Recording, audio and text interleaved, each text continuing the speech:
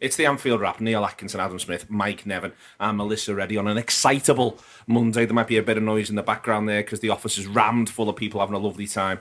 Not least because they watched a fantastic game of football. Manchester City won, Liverpool won. The 1-1 belies the way in which the football match went, Mel. I genuinely think I've watched it back now as well because I have to. It's one of the best games of football I've ever seen. Completely spot on. It was barely believable, defied all logic. One of those games you just couldn't take your eyes off. And I think the most remarkable aspect of it was all the things that didn't happen. Because the fact there were only 2 goals scored, and beyond that, the fact that it was goalless at halftime was completely mind-blowing. The penalties that weren't given, the red card that wasn't given, just there was no sense of systems or protection for the back four or anything like that. It was just utter chaos, which at times was breathtaking. Some of the attacking play, and other times it was like a car crash. But you couldn't physically detach yourself from the game. And it's crazy because at the Etihad, it's an amazing ground with superb facilities and stuff. But the press box is quite tiny. And I'm small. And I'm watching the game and like my knee is hitting against the side of the table, like the front of the table. I'm bagging myself in all sorts of places because, the action's everywhere. And I was thinking, I wonder how the rest of the people are doing it because I'm little and, this game is having that effect. But yeah, brilliant. It's almost hard to deal with as a supporter, Adam, in that you're watching and you're either seeing your own strengths or your own flaws, if you know what I mean. You're not really getting... It's hard to take yourself out of that because they were 2 flawed sides going at each other, but they were also 2 excellent sides. And dependent on your glass half empty and half full mood before a ball is kicked, that might well dictate what you see. Definitely, I was not aided by the fact that I was having to watch it on Sky Go last night. For reasons escaping my understanding, my router decided to kick me off every 5 minutes or so, including just before the penalty. So however high anybody else's stress levels were, mine felt higher because there was the match going on and I couldn't watch some of it. No, it was winding me right up. So I was already in a bit of a weird place.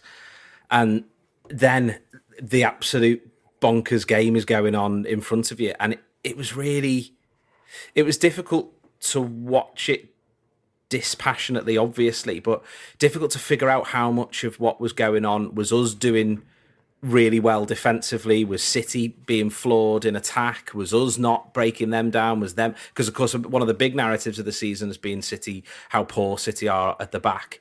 So were we cutting them open, or were they just doing what they were doing when they were being put? It was just impossible to get any kind of understanding of what sort of game it was while it was going on, and I'm still not sure I know now. Well, I mean, that's partially the pattern to play, Mike, but it's also worth pointing out, and we don't talk about it enough at football matches, I think, at the highest level.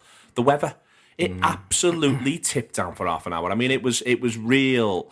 It was game-changing weather, I felt, for the first half an hour. And in the end, I actually think it's one of the reasons Liverpool get a grip of the game, is that by about the 30-minute mark, they've got a grip of the weather a little bit better than City have managed. That's one of the things I thought, one of the reasons why I think Liverpool managed to impose themselves is Emre Can especially does really, really well in the wet, begins to work out how it's his friend, begins to use it to pen City in. But that was another X factor to throw in amongst everything else that was going on. Yeah, I mean, Can slid in. I mean, the old slide tackle, you don't see many of them in the game these days, but there were certainly 2 or 3 in the space of 5 or 6 minutes after about 15 minutes. And I think just psychologically it gave Liverpool a little bit of a boost. I think they struggled in the first 10 minutes, and reviewing the highlights, City were pretty dominant in the opening phase of the game. So then Liverpool needed something just to arrest a little bit of control, and those few challenges certainly set that up.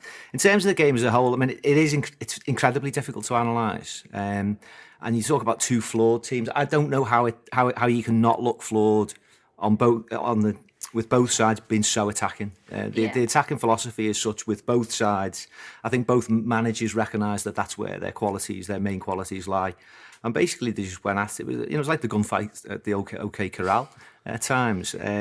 But I think just comparing it to other games that we've seen, and you've talked about it quite consistently this season, these matches between the top 6, that was certainly the most chaotic. I thought it was significantly different from those games. There's been the intensity, there's been the tempo, good sides going up against each other, and Liverpool have fared well in them. But that was the most to give it another word, shambolic at times, I thought, albeit that it was incredibly entertaining.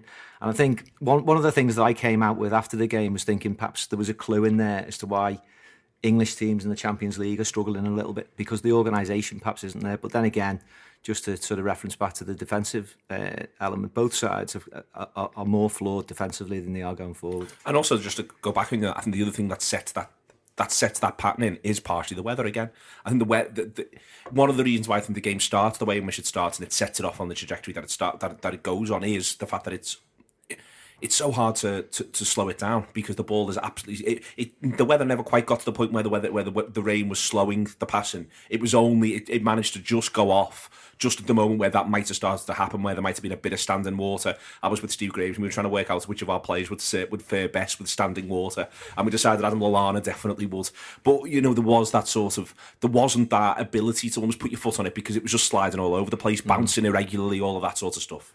Yeah, and another thing that certainly that contributed to the chaos. There's no doubt about that. And it's quite unusual, really, for a game in the modern era to be affected by weather, because pitches are so uniformly good and sort of in great condition, and it can normally absorb water quite well. But it just added that pace to the game. But one of the real positives I came out with is that whilst there was that chaos and whilst Liverpool were exposed at times, I thought we actually defended really well at times, because Matip in particular, I thought stood out for the amount of times that he covered really effectively. Lots of really good blocks in the middle. And I thought Klein had his best game for ages as well. Certainly second half, the number of times that he intercepted the ball, read the situation well and put Liverpool back on the front foot. That was a really positive contribution from him, I think, that we perhaps haven't seen of late. But then I think that was partly down to the way that the game was playing out.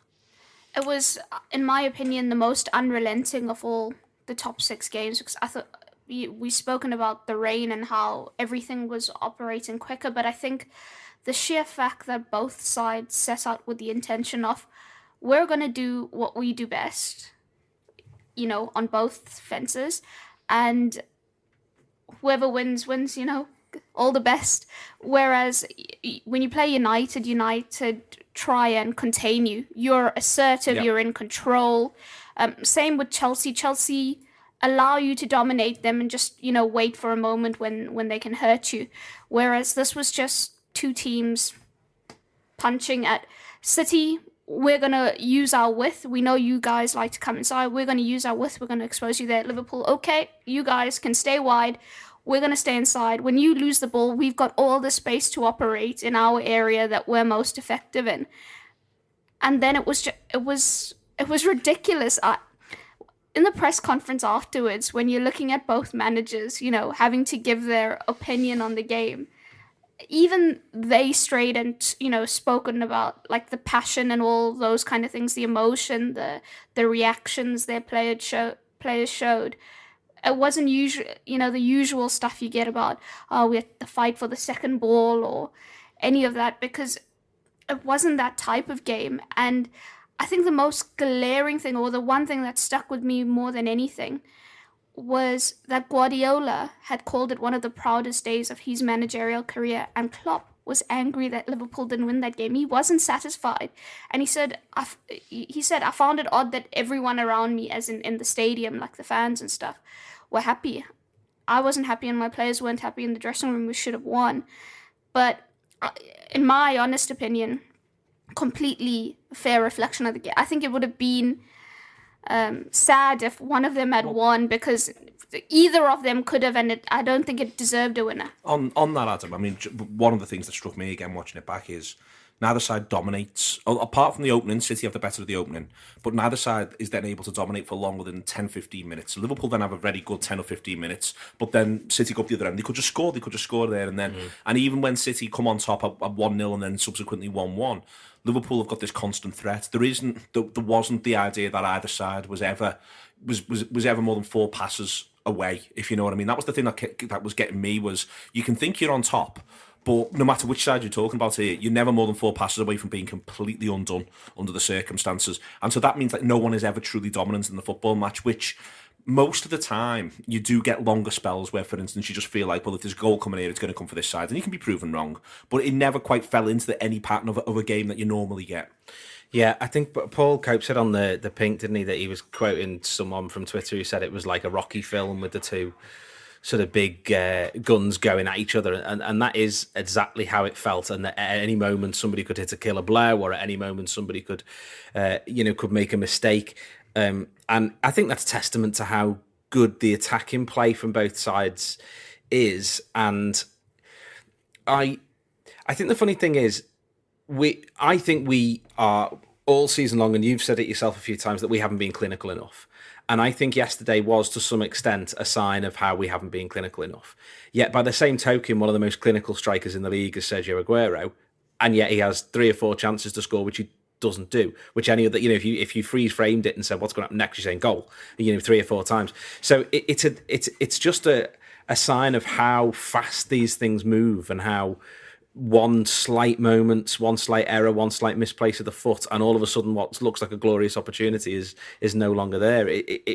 So just that from an attacking point of view, it was a real joy to watch. I think one of the key moments of the game, which partly changed it in Liverpool's favour. I'd slightly disagree with what Neil said about the never being a side on top. I think that you can look at it slightly differently and say that City were on top in the first phase and probably in the last 15, 20 minutes. I think the middle phase of the game, Liverpool largely looked the better side. I think we looked more controlled. I think there was certainly a point on the hour mark that I thought, I think it was about 63 minutes and I looked at the watch and I thought, City are in an absolute shambles here, and they gave the ball away consistently. Their crowd was really getting on their back, and that was it was at that point really that I think Liverpool's lack, not so much being clinical in the fact that they missed chances, albeit that Firmino missed a good chance, I think at 1-0 to make it 2-0, but that we just didn't quite have the killer instinct to actually get the second goal when I thought we were quite definitively on top. But I think, is that the period where I want to make reference of it during the show, where basically Torre's legs have gone? Yeah, I think so. And then, to be fair to their manager, he doesn't half move fast in dealing with that. You're sort of at the point where you think first 20 minutes, you think Torre's playing well. By about 35, 40, you're thinking Torre's not done much here for a while. By about 60, I mean, it's the comparison to me is that, for instance, Mourinho hooked Carrick at half-time when we went to Old Trafford. And by about 60, it was... I agree with you in that probably was the time to find some way to put the hammer down. But I think if Guardiola left it 5 more minutes, maybe 10, I think we would have found a way to go 2-0. But it was as simple as you can see Guardiola watches it and he thinks, I've got to get that lad off the pitch here because the other lads are absolutely carrying him, and he's the main thing I've got in the centre of the pitch. Yeah, definitely. And more or less around the same time as well, he switched Sterling and De Bruyne as well. And I think that gave Liverpool... I mean, it's an easy thing to say because obviously De Bruyne puts that superb cross in for the goal, so you noticed his changed position.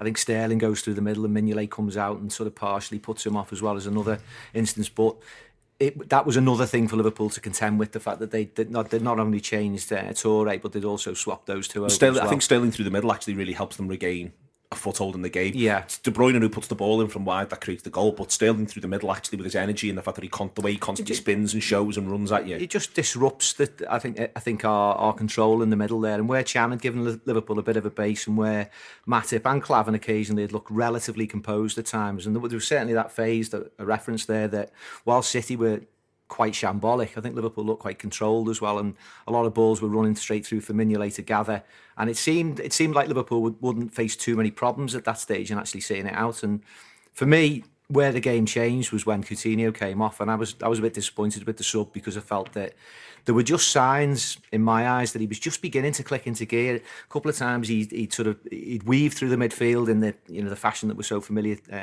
seeing him, and at gathered pace he played a couple of nice reverse balls, and I just felt that it wasn't so much Origi's lack of impact as losing Coutinho, and I think obviously we were a man lighter in midfield as well for him coming off.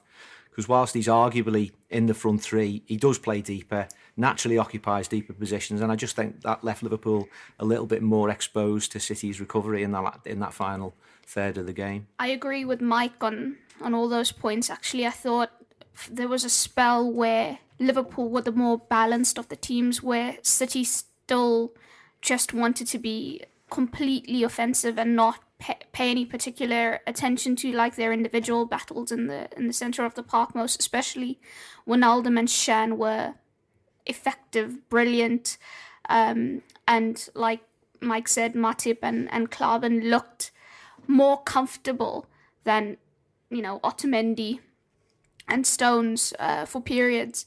And that sub does change it, because when you're coming on and that game is played at such a ridiculous intensity and stuff, you can't get to grips with it. You can't understand. You can't grow into it. There's no time to grow into it. You've just got to get in and given. And you're right, Coutinho was starting to get a feel of things a bit more, and City were leaving a lot of space for him to go and pocket in and exploit. And you did feel that the sub sort of drains a little bit of control from Liverpool.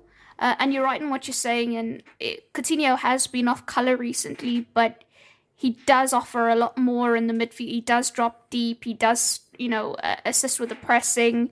He does assist with defensive duties and stuff. So while you may not be getting all the things you usually want to see from him in an offensive sense, he's still providing the rest of the stuff. I think we measure him by extremely high standards, and when he's on his A game, if you like. I mean, he can run entire games. He's Liverpool's most creative influence in the side, and I think we all accept he's not been on top form of late, but nonetheless, a Coutinho sort of slightly off par performance still offers you an awful lot in terms of that control, that vision really, and just the link between Lallana, Wijnaldum, and Firmino as well. I think he supplements all of those three players, and effectively in that last 10-15 minutes, we didn't have possession in the final third. It was about City really being on top, and in the end, I think we were hanging on a bit really, albeit that looking back at the game as a whole, we've certainly got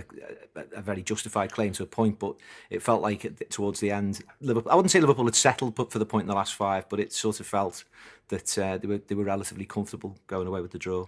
I thought Liverpool actually went for it pretty hard in those final few minutes, and it was always an almost moment. So a heavy touch from Mane, an overhead pass from Lucas, where just put it in the space, softly in the space, and Mane's going to beat his man. He's going to get there first, and he's going to score. There's the ridiculous miss from Lallana that none of us will ever, and he won't be able to explain it. Klopp couldn't explain it afterwards. Guardiola was asked about it as well in the little breakout period, and he said sometimes these things just happen sometimes because of the sheer. You've put so much energy and effort into the game that your mind gets tired. Even into that move. Yeah, exactly. So there's all these things going on, and City could have won it as well with Aguero. But I do think that previous games or previous Liverpool sides will look at that and think 1-1. Yeah, let's leave the Etihad with a point. I think that Liverpool side, the last 10 or so minutes, we're thinking we're going to win. And Klopp was, when Lucas overhits that pass that Mane can reach, Klopp is almost on his knees. He's haunched over and he's saying, how can you not get that ball right? You're under no pressure. You've got the time to play that pass. But he was convinced Liverpool should have won. And, I take it back to my earlier opinion. I think either side could have won. I think the draw was a fair result. But it's so encouraging that Liverpool have this attitude. Like, no, that's not good enough for us. We want to win this game. It doesn't matter that it's, a ground you shouldn't be taking many points from.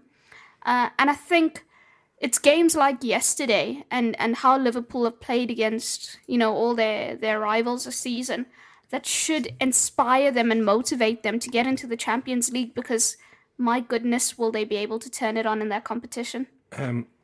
What gets them through the first half, Adam, when I mentioned before with the rain, Emre Can, but also the fullbacks. It's quite clear City are trying to target the wide areas, Sane and Sterling. Sterling gets the ball a ridiculous number of times in that first half. but both Liverpool fullbacks, and I think Klein was mentioned before as well. I think Klein has an excellent game all in. Both of them, the key to Liverpool grabbing control of the game back from City in the first period, building on it in the second period, and even then seeing it out. I think that both fullbacks and, as I said before, Emre Can, that little triumvirate there in front of the central defenders, all play very, very well indeed. Yeah, they did. I agree with what Mike said before. I think it was Klein's best game in a while, and I think Milner struggled a little bit after the sort of going into New Year and in January. I think he looked a little bit tired, but then so did a lot of the other players. It certainly wasn't just on him. But I thought I think it's easy to forget that he's a player with a lot of miles in his legs, and he was going up yesterday against two different players at different times who are fast as lightning, and yet they still didn't get an awful lot of change out of him. And I saw somebody on Twitter saying, he should have closed down De Bruyne quicker for the cross in. And do you know what? Maybe that's slightly fair, but he's basically done the equivalent of dodging F1 cars for like 90 minutes and come out without being hit. I think he put a hell of a shift in. I know it's not necessarily what you're talking about from a defensive point of view, but the nerves of steel for the penalty as well. And it's not he's obviously done one against Spurs, done one against United, now done that one. That they're big penalties, and we've seen in the Champions League this week how important having somebody who can just put the penalty in the back of the net can actually be. I don't know whether he's got much left in him as a left back option, but for him to come out of that game without really giving them an awful lot, and the tackle on Sterling when he's basically got an open goal as well, and in slowed down, it should have been a penalty, but in fast he did everything you want your defender to do. Out of nowhere he got in the way of Sterling and stopped him from getting the shot off, which was a real. I was like, we've conceded there. It's that's it. But it's a goal from De Bruyne's pass. If you know what I mean. As soon as De Bruyne plays that pass, and what a pass it is, it's absolutely inch perfect. If it is like 4 inches either side, it gets intercepted. It's absolutely perfect. And I thought, well, they've scored there. Yeah. I've given over to it, but you're right. He does everything he can. Yeah, exactly. And you can't ask more than that, really. I think against that City attack, there were moments when they should have scored, but their own players missed. Aguero, more than a couple of times, and there were other moments when you think they should have scored, but actually the Liverpool defence has done exactly what it needs to do. And I thought Klein was very, very good in that regard as well, just not giving them an inch. Yeah, I mean, as I said before, I think just given the amount of pressure that we occasionally came up against, it was a decent defensive performance right across the board. I think Milner in the first phase of the game, I mean, inevitably he's going to be exposed because Liverpool play such a high line, and he's very much part of the attacking unit really when Liverpool are playing at their best. So when City began to get their passing going and they play those fantastic balls between the centre halves, those passing triangles, I mean, it's hard to play against. And we've seen it before. We've seen it going back 2, 3, 4 seasons. Their pattern of play, they're difficult to disrupt. And I think I would describe Milner's performance as manful. I think he did about as much as he could defensively. He certainly put the miles in. Cool head from the spot. I mean, it's some penalty that it is, and all of his penalties this season, they've been unerring. None of them have been sort of partially smothered by the keeper and gone in just through the force of the shot. They've all been right in the corner, and it's not something that you're going to consider in the overall patterns of your play. But having someone that reliable from the spot is, it's an incredible benefit. And as he was about to take it yesterday, the only reason I'm thinking he's got a miss is purely the law of averages. But then you look back on the shape of his penalties, and it is a lovely shape, that one typically that he puts in the bottom left corner. And yeah, it's almost a certain goal, which don't want to put the kibosh on his next one, could come in the derby. But yeah, I mean, and as I say, defensively, I think Liverpool did as well as they could given the nature of the game and the way that it played out. I think also you tend to look at it like they're exploiting Milner, but it's not really an individual thing. It's because Coutinho, where he's asked to play, for him to get across and cover is a massive gap to make, but he needs to do what he needs to do, because if City lose the ball and Liverpool get it, then you're on your perfect opportunity to create. Wijnaldum as well can't shuttle across too much, because then you allow Silva to go and play into that space. So it's quite, City are a very clever side at, like you say, the triangles, the passing lanes, and they're sort of, even Sterling, asked to play very wide, but if you give him the opportunity absolutely to come inside, he can come inside and kill you, and the change that they make as well is because while Sterling was rapid and stuff, Milner, he couldn't time his runs correctly offside all the time because Milner's intelligent and Sterling knows Milner's intelligent, and you've got to do, a bit to beat him. And they put De Bruyne there, but though that is a trademark, De Bruyne to Aguero balls. People who cover City have seen that often enough. It happens.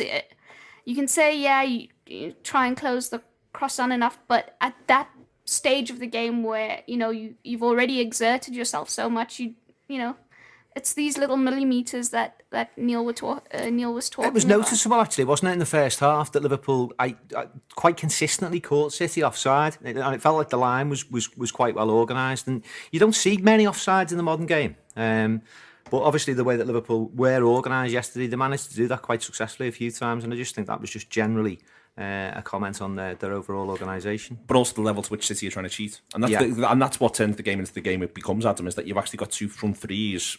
Mel mentions it there with Coutinho, where the position Coutinho takes up often when the opposition are in possession and attacking Liverpool is as much to do with being available for when we win the ball back as it is about the idea of how we're gonna get it back now, if you know what I mean. So you've got Coutinho trying to cheat a little bit, and you've got Mane at times doing the same thing from a Liverpool point of view, and Firmino obviously leading the line, and then Man City have got that front three who are all capable of cheating, and Silva to a certain extent. And this is one of the reasons why when he hooks Toure, he has to hook him, because the way in which these lads all operate is that, Silva's not given, it's not the idea that he's going to absolutely rattle around the pitch. And that's why the football match ends up playing as it's playing, because there's loads and loads of 1v1s that just develop right in front of your very eyes.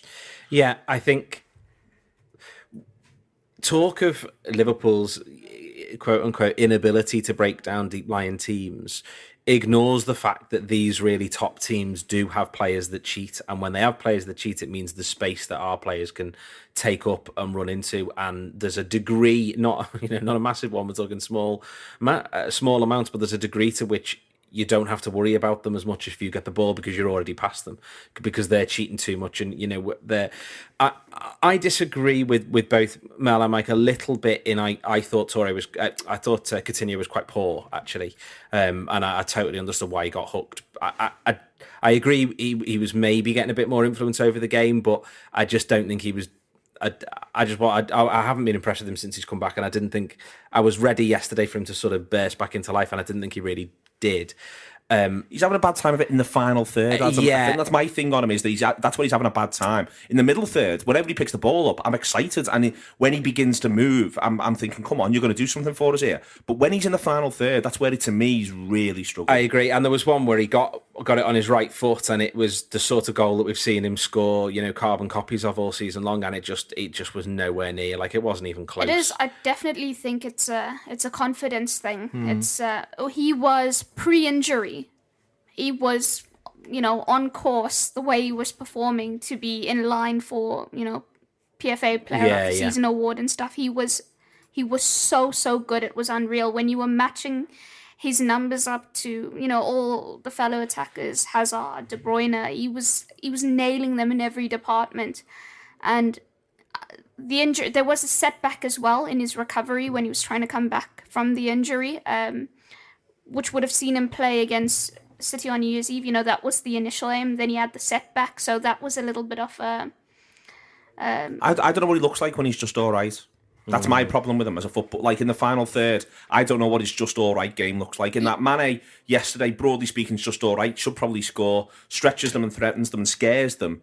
But he's just all right. He doesn't, he's. I'm not saying he had a bad game. He just had an all right game. Firmino, you've seen him have all right. You've seen him have bad games, but you've seen him have all right games when he's leading the line and he's doing his bits. I think my Coutinho problem when I'm watching him at the minute is I just don't know what his 6.5 looks like in the final third, especially. I think that's where it's either everything's going for him and he looks great, or he's toiling, and that's what I think it's quite a strange thing to say, but I think this thing he sort of needs to add to it. Like if you imagine his game's a ladder, and I think this is one of the reasons why you're saying he's short of confidence. He can't just have an all right half an hour. Yeah, we judge him by very, very high standards. Undoubtedly, he judges himself by extremely high standards. So when in the first 10 minutes he's done 2-3 things that he shouldn't have done, that he knows that's not what I do, that affects him. Yeah. But in saying that, I would rather have somebody who's got the full flow of the game, who's understanding, who's growing into it, than I just thought when we made that change, so much of Liverpool's play got evaporated just because it is so. I can't imagine how hard it is to be sitting on the bench and watching this and then have to come on and sort of match, because it was as mental as the game was. Neither side was happy with that 1-1, and both sides tended to push, and that makes reading or trying to control or trying to have any sort of balance quite difficult, which is why then I would have kept him on, because he had the measure of what was going on around him. It's the rhythm of the game that's difficult to get into, and I think it's compounded by the fact that Origi's not in any kind of form either. So he had difficulty getting hold of the ball, he had difficulty shielding the ball, just giving Liverpool any kind of outlet that might have been Klopp's intention really in bringing him on, just to maybe play a few more balls into the channels and just chase it down and hold up play. But he doesn't really seem that effective at doing it. So some of the basics at the moment. So the fact that it's difficult for anyone coming into the game and picking up on the rhythm of the game, plus the fact that he's not in any sort of form. And remember, he's actually missed sessions because he was feeling sick as well. So not as sharp. Exactly. And I think that's it. I think my thing isn't. I can totally understand why the decision was made to take Coutinho off, because I didn't think he was playing very well. But the problem is that the weakness of the squad in that sort of department means that there wasn't a good enough player to bring him on for. So I would have understood if Klopp had left him on for another 10-15 minutes, because that was the sort of nature of the situation. But it is a gamble. That's what it is. And if he doesn't make a sub and it finishes 1-1, we're all sitting around going, well, he could have made a sub. Yeah. Exactly. And this is, and if you're a football, and if anything, I mean, if you want to sort of take issue with Klopp's sort of opinion on subs all season, he's been reluctant to make substitutions until quite late in the game. That was one of his earlier interventions, but it is consistent with what's happened in previous games with Coutinho. So Robbo was chatting to me before and just wondered about whether there's sort of medical staff intervention here and saying he's only got 65-70 minutes in him, and whether it's preordained that he comes off. We don't know that. If that's the case, though, I don't want him going to Brazil. No, well, definitely not. Liverpool got to. For me, that's your marker. Liverpool have to intervene there. If he goes to Brazil, then for me, that's the marker he's fit. And I'm not having a conversation around is he or isn't he 100% fit. Yeah. If he goes away with Brazil, if he doesn't go away with Brazil, or if he goes and they have a look and they send him back, it's a different conversation. No, that's fair enough. I'm just trying to come up with a reason as to why the change is made. But, I saw someone that I follow on Twitter mentioned as well that it feels a little bit sometimes like the substitutions are planned in training rather than reacting to the game. That's something that that I think. I've never thought before. When somebody said it, I thought actually that does make a degree of sense with some of the things that Klopp's done. When you're watching it and thinking, why has he done that? Or that doesn't make any sense. And it does get, that kind of makes sense as a thing. And that felt a little bit like one, whether because of medical staff, Coutinho's fitness, or because he, whatever. I can see the logic in that. If it is a medical issue, I can't see the logic in that being the case. We don't know whether it is, of course. Because as a manager, your substitutions, it's about reading the ebb and flow of a game and sensing when the other team's getting on top. And I think Liverpool's biggest issue is, we've probably all referenced this, it is the strength of the bench. And you look at that bench over the last 2 or 3 games and it's looked incredibly light. And, there's people like Ben Woodburn on the bench. And I sort of, whilst it's good for him to be getting experience of travelling with the squad and getting stripped and everything like that, unless we're really sort of fully confident in his ability to come on and impact the game, I think it's a different thing coming on at home to Burnley as opposed to coming on at the Etihad in that environment. But is that it?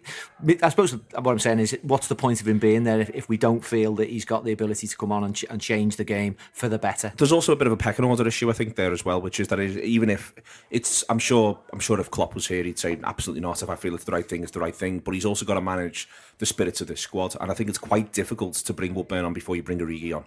I think I'd see the logic in that, but I know what you're going to say. The manager's job is to win the game. I know and meritocracy. But his job's fine, also his job's also to win the next 10. His job's also to develop these footballers with an eye on next season. You know what I mean? Yeah.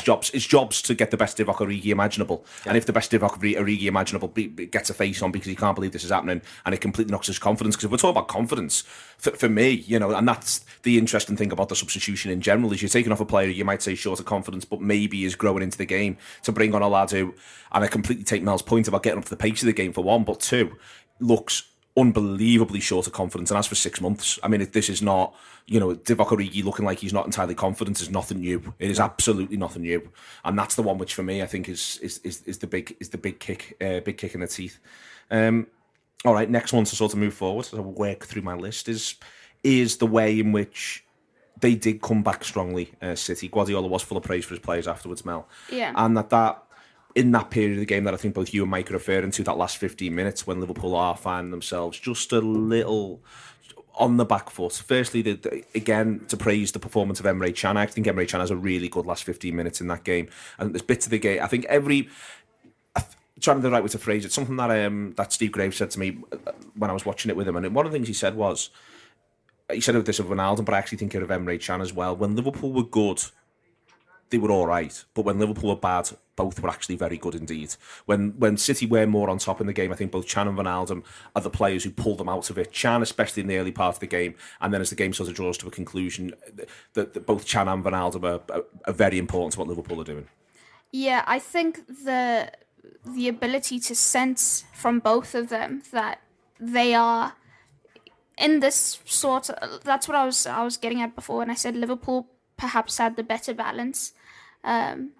From about, I would say, just before halftime, maybe there's like a 20-minute period where they were the more sensible, I would say, off the sides, and that was down to those two players who sensed danger pretty well.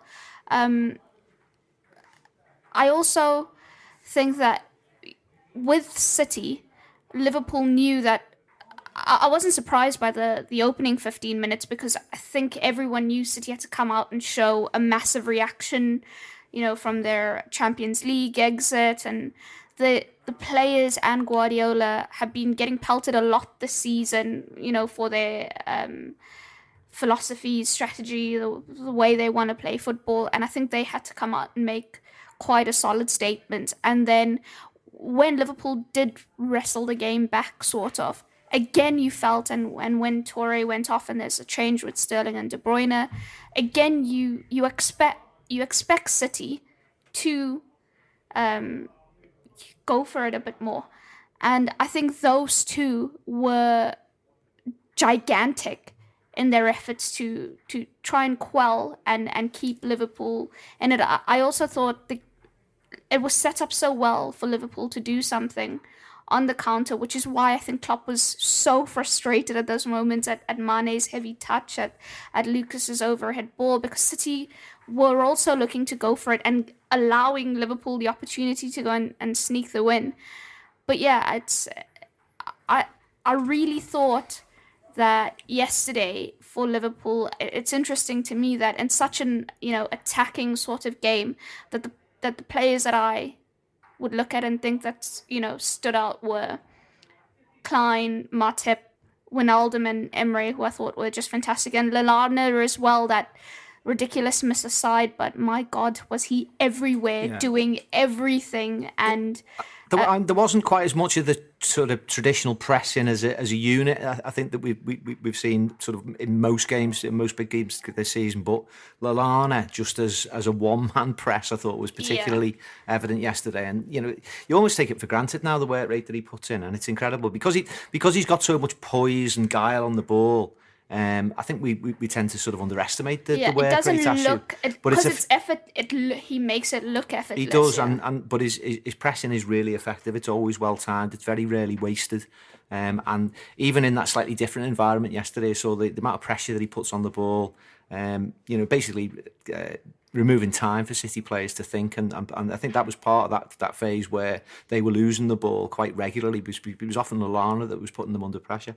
I thought Chan's performance was really interesting in that number 6 role where he's deputising for Henderson, because whilst he's occupying roughly the same starting position. It's a completely different interpretation of the number 6 role, I think. You know what? Because he doesn't.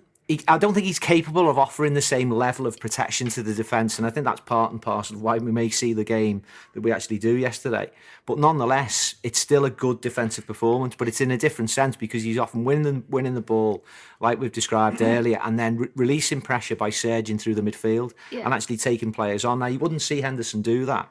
And occasionally as well, I think his range of passing as well, as he grew into the game, we began to see more of that. And I think it was an interesting thing yesterday just to see exactly, or to think more about his future as a Liverpool player. And obviously there's the contract situation, which after yesterday becomes, I think, a bit more acute. But he certainly showed a level of performance yesterday that is the eternal frustration with him, because you see it 1 in 4, you see it 1 in 5 with him. He just needs to bring that level more consistently into the team. I'm going to go Adam first, then Mel on this, because I do think it is one of the more interesting things at the minute in general at the club is Emre and all of that. I thought he was excellent, genuinely excellent yesterday, and I agree with Mike in terms of the way in which he does things a little bit differently. But trying to articulate this the right way, there is so much to admire in his game when it's absolutely flying. And I don't like, I've hated this for years. People used to say about Emil Heskey, if you give him time to think, and because I just think it's a ludicrous thing to say, because it's so rarely actually true. I've seen, using Heskey as an example, I saw Heskey score 1-on-1s where he was 1-on-1 from the halfway line against the keeper at Goodison Park. Trust me, he's got time to think, and he puts it in the back of the net. I've seen him also miss 1-on-1s where he's had the whole of the half. That's not because he's got time to think. It's because he's not playing as well, and because the keeper does something a bit differently. But with Can, it does seem that the more surgical Liverpool need him to be, the more he actually struggles to be as surgical as he can be when it's all a bit of a mishmash, 100-mile-an-hour game, and it's all moving around him. It does appear to be that his instincts and his reactive football to what the opposition are doing, when he's got to worry about it, he looks much better in that role or in the Liverpool midfield than when there's much more onus on him or on the Liverpool midfield to make something happen. And it's quite a strange thing. You would think that as a footballer, you'd see more of the quality in the opposite scenario when there is actually just even a bit more time.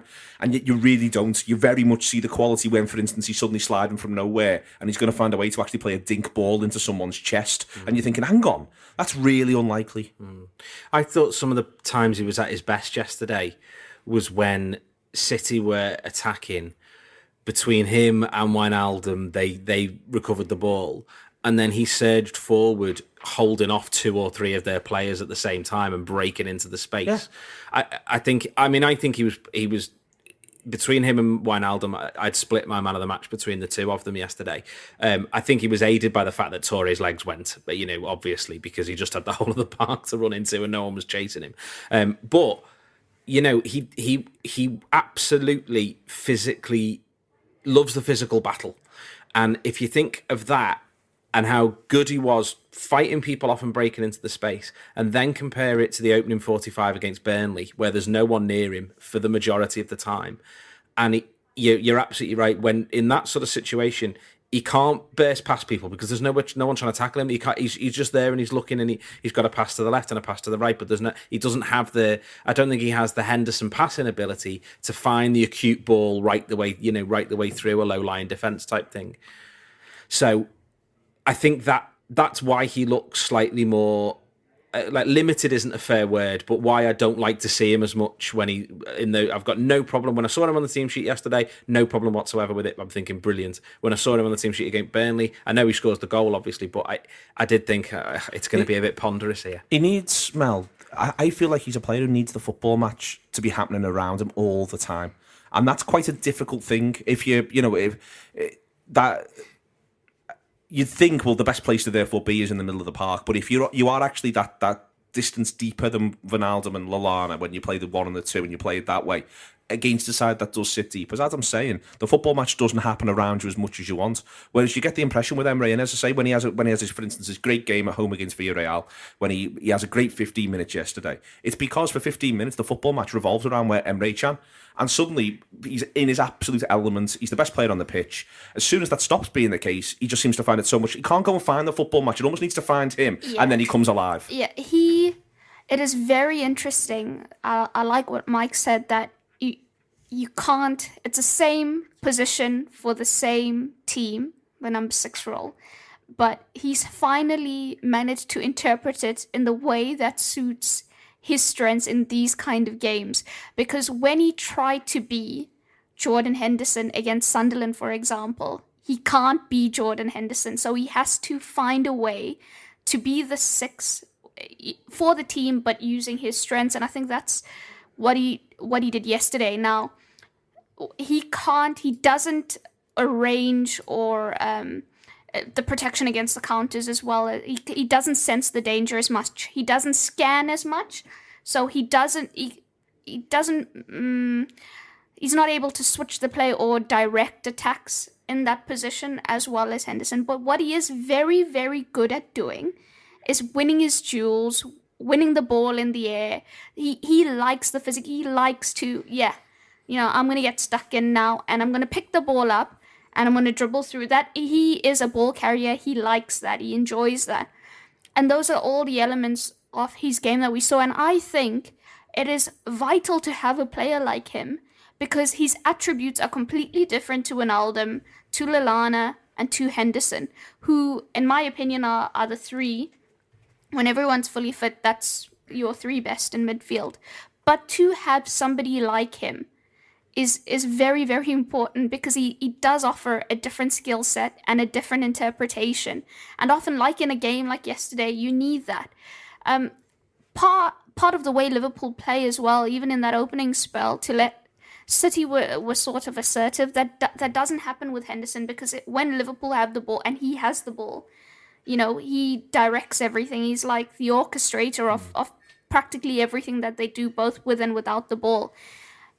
Shan's different in that he can't direct or be that assertive influence. So he takes control of the game, like Neil said, when it's manic when and it's it's a bit more happening frantic. when it's manic and it's happening around him and his physicality counts for things, not sort of his intelligence in how he's going to expand the play or do any of those things. So I think it's so good that he's managed to understand that he has to play that position his way, and hopefully he can continue to do that in a more, or like Neil says, in games where it's not like yesterday, or it's not like against Arsenal as well. He went so deep because he knew that he had to battle with Giroud for the aerial balls, and he liked that, and it suited him, and he looked good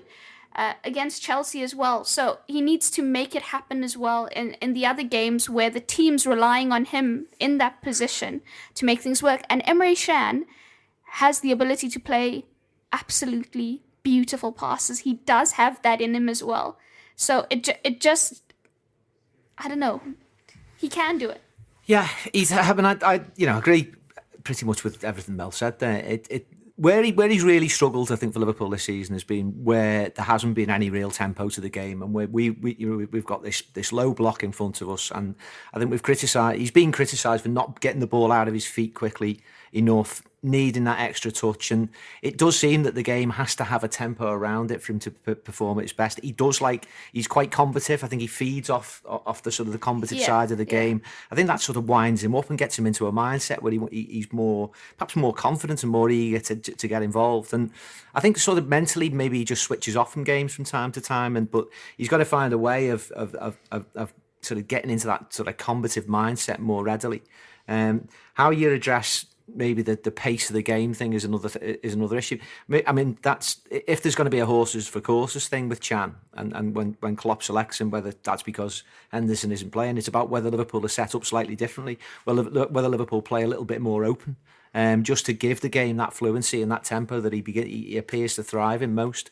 But certainly, I mean, I'm glad you referenced the Arsenal game, Mel, because he played really well in that one as well. Yeah. I think the confusing one in between time was the Burnley first half, where he was just he just had one of those games where nothing was going right, and yet perhaps just through the force of personality he ends up getting the winner, and that I think there's something to be said about him in that as well. So, but I do think in terms of potential and in terms of a different option, he's a key member of the squad. But there was a period in the mid phase of the season where I think he was preferred to Wijnaldum on a couple of occasions. I think most people thought that actually Wijnaldum not playing disrupted Liverpool's rhythm a couple of times. But having seen from what we saw from him yesterday, perhaps there was something that Klopp wanted from him that we just didn't quite see on those couple of occasions. I think Wijnaldum's better than him you're talking about the pace. I think Wijnaldum's better than him at dictating the tempo and dictating the pace. And that's what I think is one of Chan's biggest weaknesses at the moment in his game, is that he can't make the game go faster. He's not a tempo setter. And that's why it's got to take place around him, because when it's taking place around him, he can get right into the flow of it. When it's not taking place around him and he's sort of asked to set the tempo, he just doesn't have that in his locker just at the moment, and therefore the game looks ponderous when he plays, because he's the one being asked to set the tempo almost, and he can't.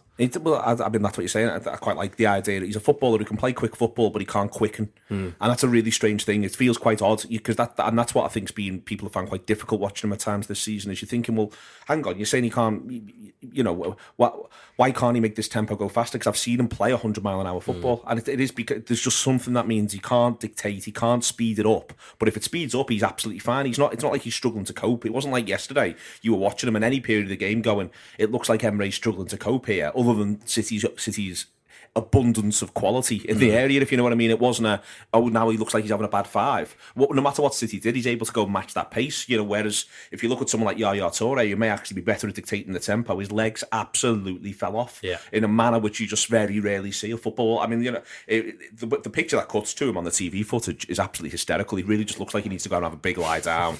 Like, this has just got ridiculous. All right. That's that pretty much covered. Going to have a little look at Liverpool's league position and what this says about the rest of the season in a minute or two. Before then, I want to mention our Xabi Alonso interview. Fantastic stuff done by Andy and John. It's on Tour Player, theanfieldrap.com/subscribe if you don't already do so.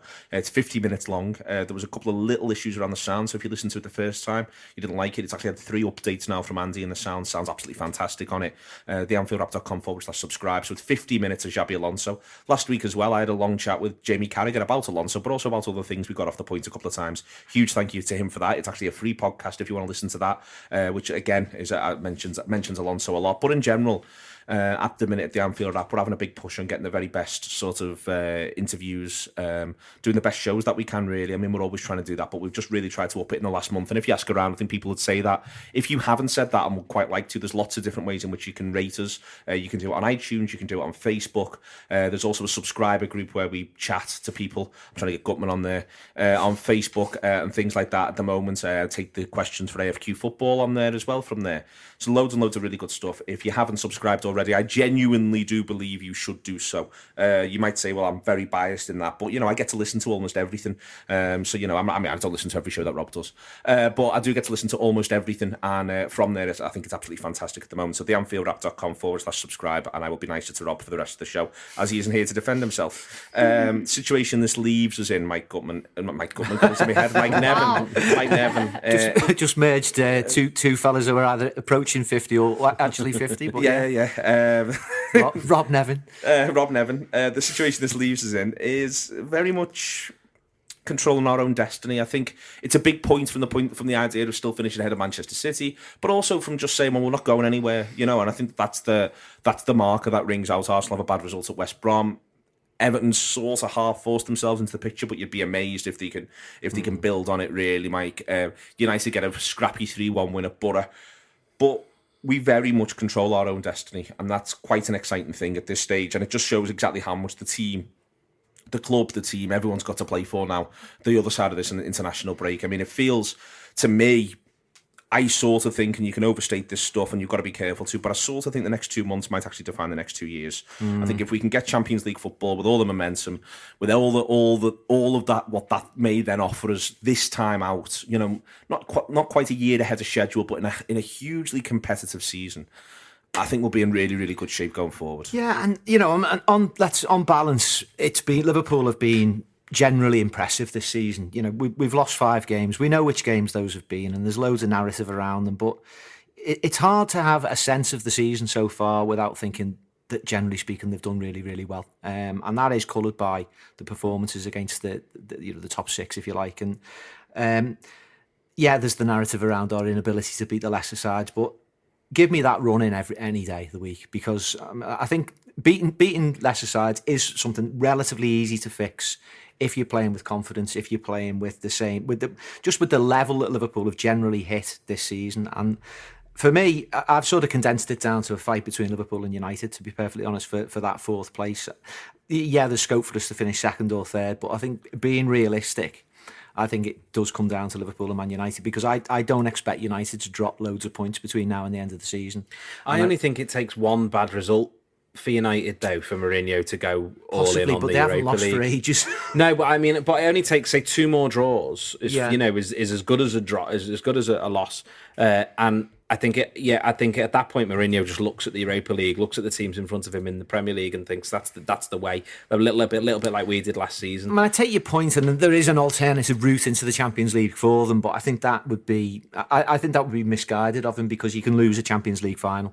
Whoever they play, a Europa League final, whoever they play in the final, the semi-final, it's bound to be decent opposition. And I think that, it happened to Liverpool last season, where we threw most of our eggs into the Europa basket, and that ended up being a flawed way of thinking in the end, and we sort of almost passed up our chance to finish in the top 4, albeit that it was quite remote. I do think it comes down to Liverpool and United. Spurs look fairly relentless at home. I think they've won something like 13 in a row at White Hart Lane. No Kane's going to hurt them away. Possibly, but I do feel that the nature of the league and the fact that I think United actually can go ahead of us if they win their games in hand. They can, yeah. So I wouldn't say that puts us at a But disadvantage. one of them is against Manchester City, which throws that back open. And well, not to say that agreed. If they beat City, then City are back down, and that's no. There there are various permutations that Liverpool can get into the top 4. But your general point about where this leaves us and using this season as a platform, it's been incredibly frustrating that we were looking at hopefully winning a league title all the way through, and I think. Mentally, certainly as a supporter, I found it difficult to motivate myself for a few games, because it was so disappointing to be out of that picture so quickly, and things change. But when you recalibrate your ideas and your ambitions for the season, and I think that has now begun to become evident in the players as well, and just the reactions at certain times in yesterday's game, they seem quite focused on the idea that the Champions League is where they want to be. As professionals, that should be the case. And really, for me, it's quite simple. You just go out and win, 7 of those last 9 games, and I think that'll probably be enough. Yeah, I think, Mike, you make a great point there about, we've discussed it on the show before about the mental blow of getting so far behind Chelsea, and you're no longer in a title race, and then you've got to pick yourself back up. But there is a feeling now for all of them, and I think these games against their elite competition in the Premier League will show them that if we get in there, if we secure Champions League football, we know with further investment into the squad and stuff, we've got the ability, and we've shown it time and time again. They showed it in the Europa League last season as well, that when we play the best, it brings out the best in us, and Liverpool can be absolute magic in there. And speaking to Wijnaldum the other day, he was saying that Liverpool they did it in the first half of the season, beat the lesser teams or teams not in the top 6, and they just have to do that again. And I think the last 3 games helps in the essence to swat away the blues that were at the beginning of the year, the real struggles they've come through that patch now. And even with the latest injury hassles with, Henderson, Lovren, with all these little, even preparation for this City game, they had to do without Firmino in full team training, and then Origi for the last bit of it as well. Sturridge again being unavailable. And they've come through it relatively well, and I just think if Liverpool are honest with themselves, and again, Mike, you said it, when you look at the season in its entirety, Liverpool, given the fact that they've not had, the squad of City and United, for example, have done really, really well. And I think it would be so gutting for them not to achieve Champions League football, because they deserve it. I think there's a big extent to which it is very much in our hands now. You're right, Mike, that United can can overtake us with if they win their games in hand, and I think Arsenal draw level with us if they win theirs. But Neil's also right that one of the games is against City, and in fact all of the sort of top teams have to play each other apart from us. If the team doesn't make the top four now with the run-in that we've got, then serious questions need to be asked. Really, again, I know we always sort of they'll be the same questions because of the nature of the opposition. Exactly, yeah, that's exactly it. But that is also what I was about to say, which is that if we were sat here now and we were saying, God, we could have had 15 more points than we have right now and be challenging for the title if we'd beaten Chelsea, City, United, Arsenal. It's a hell of a lot more difficult to figure out how you do that apart from just massive investment. But to know that we could be challenging for the title if we'd been able to beat Swansea, Bournemouth, West Ham, that sort of thing, that's a lot easier to get, you would think a lot easier for the management, for Jurgen Klopp and his team to say, right, we need to figure out the players that we need. It often referenced Benitez bringing in the likes of Peter Crouch to deal with those sorts of teams. That is really... We're in a really fortunate position there, and likewise that we haven't got a run in where we're going, oh God, we've got to beat City and Arsenal and Chelsea if we have any hope of getting top four. We're in a much better position than that, and you have to fancy that I'm the same as you. I was quite despondent after I sort of had to have a bit of time off after the football generally when we sort of got went through that phase of getting knocked out both the cups and losing to Swansea. The players will have probably been in the same sort of boat. But now, exactly like Mel says, it feels a little bit like they've got the bit between the teeth now and they're saying, right, top four's in our hands, and that's a great place to be in, I think. Are we going to do it? I think so, yeah. Mike Nevin? I think we'll finish in the top four, yeah. I wouldn't rule out, sort of second or third, but I think, yeah, I mean, just based on the run-in that we've got and those other fixtures in and around us, I think that Liverpool... I haven't consulted the odds, which I normally do actually, but I think Liverpool got to be favourites to finish in the top four. I hate talking about the top four, but it's about the Champions League, isn't it? And it's all about the progression, the project, the money that we can potentially demand of the owners, and there's that issue sort of milling around the background. But I sort of struggle to see how we push on if we don't get it. I mean, that sounds like a sensationalist thing to say, but I think given the nature of this season, it would be thoroughly depressing not to have that progress, not to move the Klopp's tenure onto the next level. And I think ultimately the squad is very, very light. We need that investment, and if Champions League football is the way to secure that investment, then it's an absolute necessity. You going to do it? Absolutely. Excellent. Thank you very much, Adam Smith, Mike Nevin, and Melissa Reddy. That has been the Anfield Wrap.